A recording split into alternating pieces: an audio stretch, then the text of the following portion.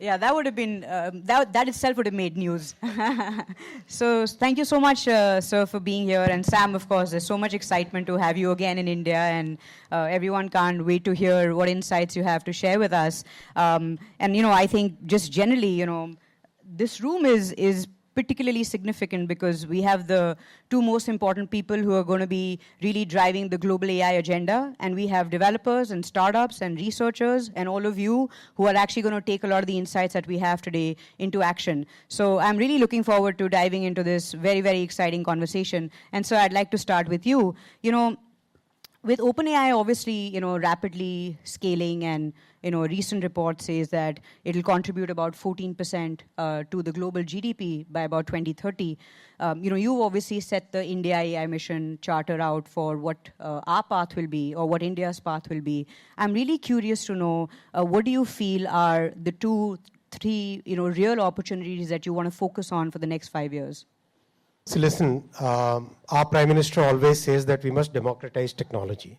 So we are very much focused on democratizing technology, as in making technology accessible to everybody, as in making the development opportunities available to a very large number of startups and ecosystem researchers. Simultaneously, in our case, in the India AI mission, we'll be working on all the 3 layers. At the chip design level, having our own GPU, at the foundational level, and we'll collaborate very actively with OpenAI, and at the application layer. Of course, we are creating certain very good data sets, which will be used for training the models in Indian context, in terms of its language, the cultural nuances, the regional nuances within the country, all that stuff that's very complex.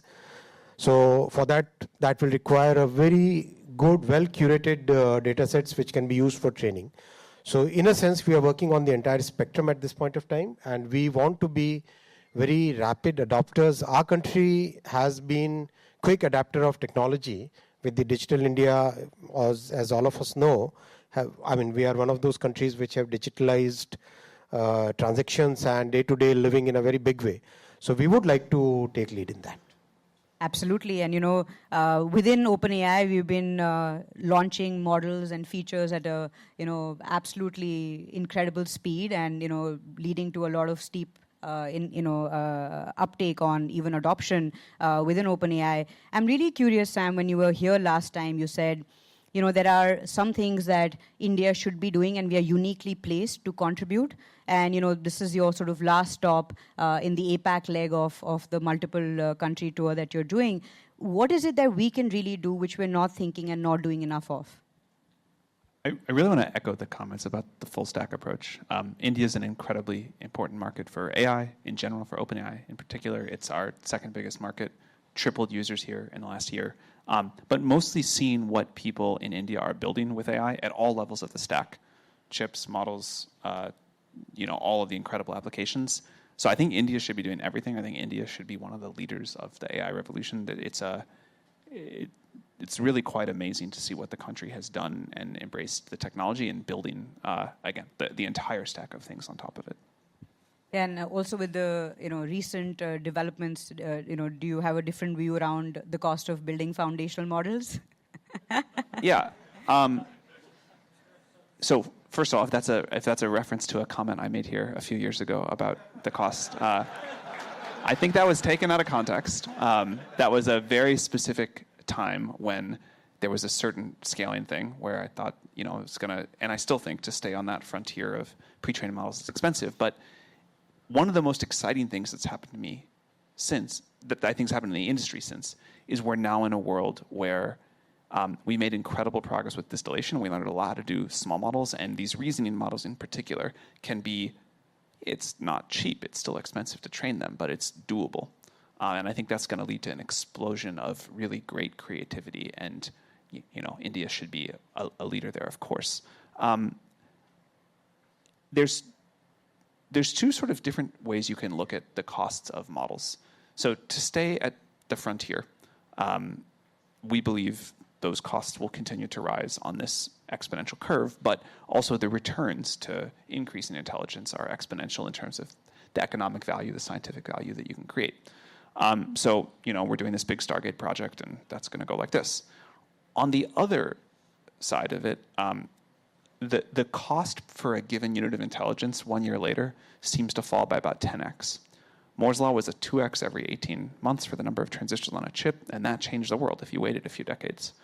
But what's happening with the reduction in cost in AI models is extraordinary. Now, I don't think it means that the world's going to need any less AI hardware, because you bring the cost down and just the people are going to use it for a lot more things. The total number of dollars will go up. But that's a really exciting thing happening.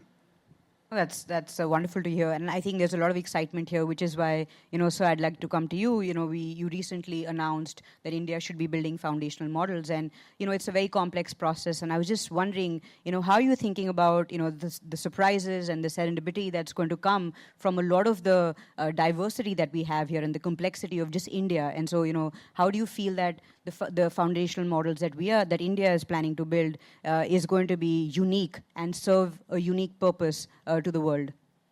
Listen, lots of innovation is happening. As Sam said, every year it's 10x reduction in the cost of intelligence. That kind of innovation can come from anywhere in the world. Why shouldn't it come from India? That's the point. Sure. And our young entrepreneurs, our startups, our researchers, they are really, really focused on getting that next level of innovation, which will reduce the cost. See, our country sent a mission to the moon at a fraction of the cost that many other countries did, right? Why can't we do a model which will be a fraction of the cost that many other countries do?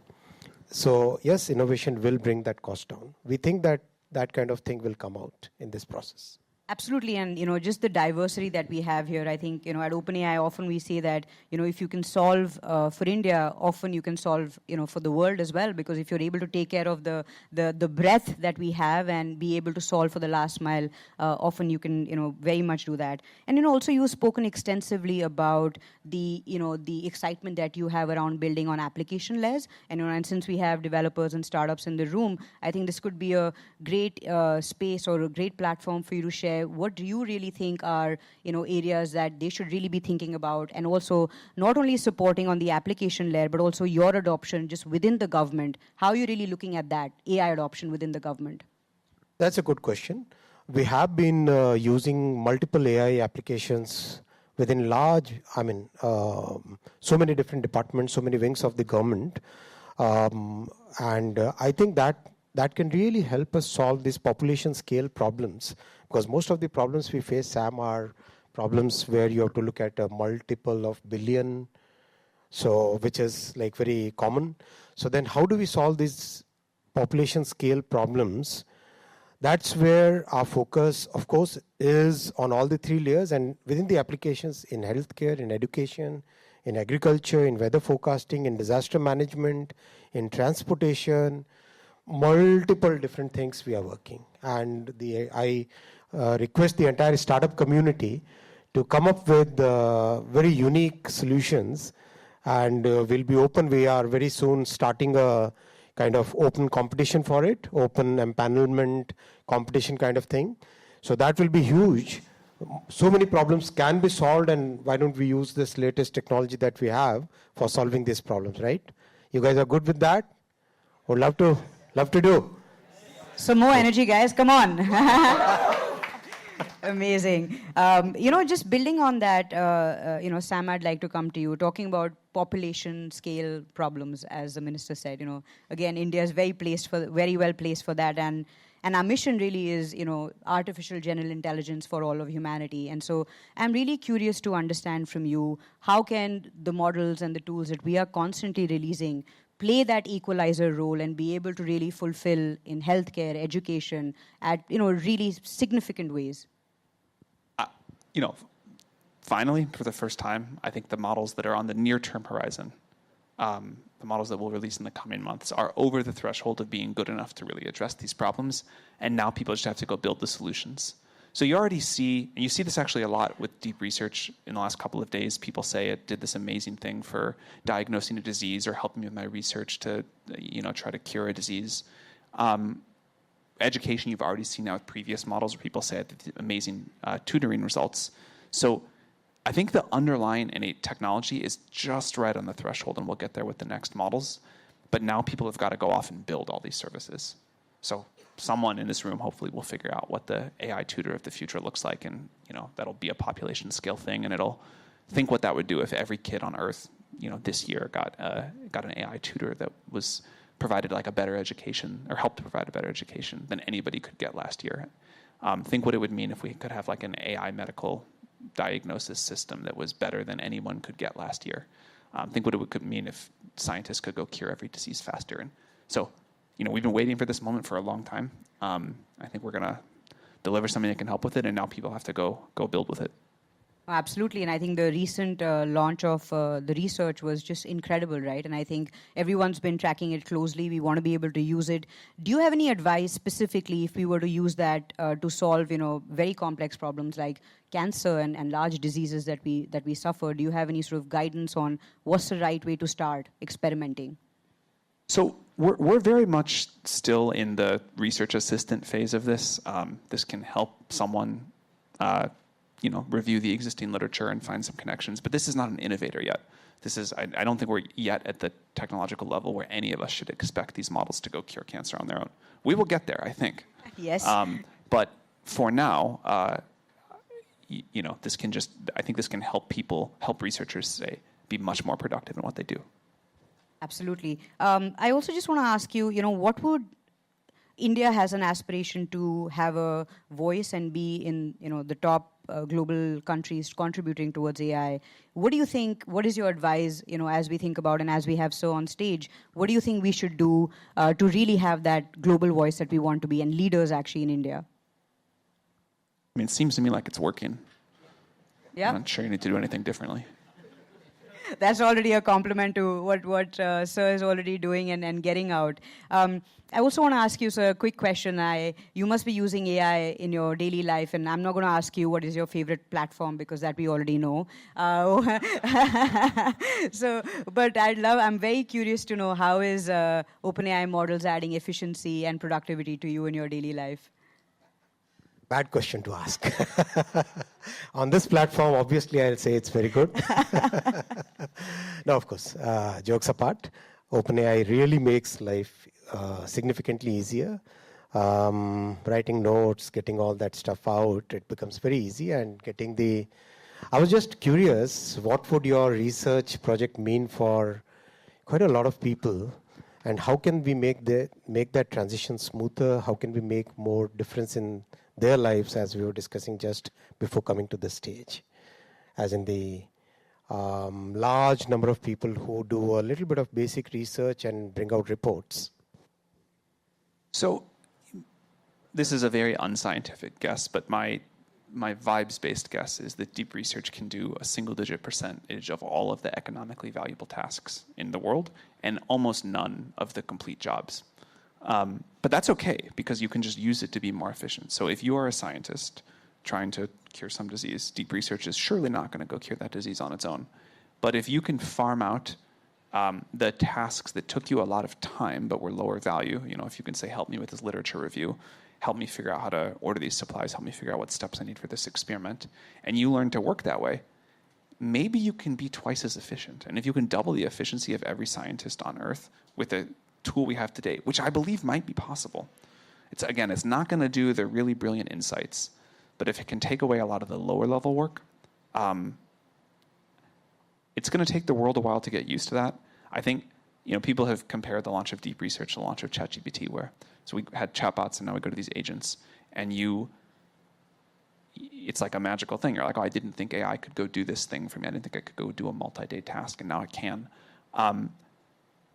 But it took a while for the world to figure out how to use ChatGPT. Not that long, like months, not years. And I think it's going to take months, not years, to figure out how people become really productive with deep research. Yeah. Security is another concern, and also there are concerns about national security. Sam, what do you think? How should we be working on these items? He's taking my job now.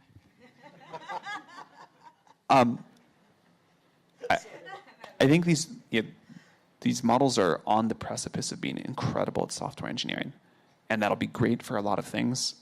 I think software engineering by the end of 2025 looks very different than software engineering at the beginning of 2025 does. But it will have huge impacts, good and bad, for cybersecurity, and we've got to get ahead on the good. For sure. No, sir, please. That's what that guy is saying, time's up. I just wanted to make the best use of every second that I have with you, Sam. And thanks a lot for coming to India. We are super excited that you have come here. And really, this entire team, entire startup community is so excited, so supercharged. But guys, I cannot see that energy. Show it, man. Come on. That's the way. That's our India today, right? Thank you very much for having me today, and really excited to do a lot more together.